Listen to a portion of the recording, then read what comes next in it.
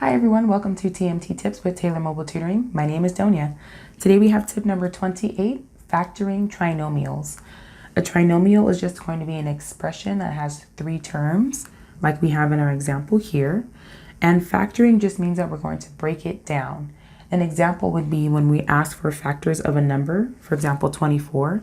The factors of 24 could be 4 and 6, or 8 and 3, and there's a few other ones. So keep in mind that this does not have an equal sign, so we're not going to be solving, we're just going to be breaking this down. So let's start with our example. Now, because we don't have anything here, there's always an imaginary 1. And we're going to call this one A. We're going to call this second integer here B, and this last integer C. So what I like to use to factor is the X.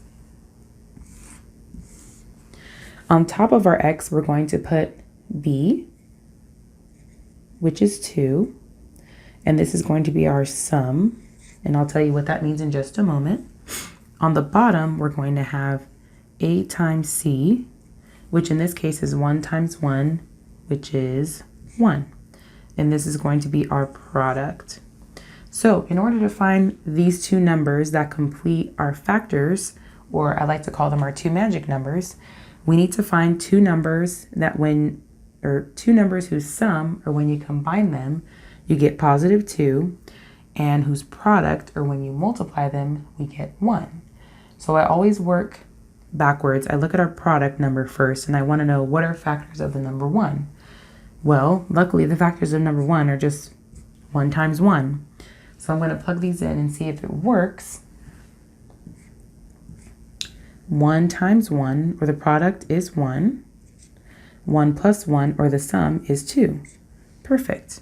So I'm going to complete my factors using parentheses to show that this times this is going to give us this.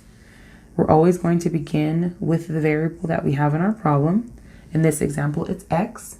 And then we're going to add our two numbers, which both are positive 1 and positive 1. So to simplify x squared plus 2x plus 1, we have x plus 1 times x plus 1, and that is our answer. There we have factoring trinomials by simplifying them into these two separate terms. As always, if you have any suggestions or any videos that you would like a tutorial of, please let us know.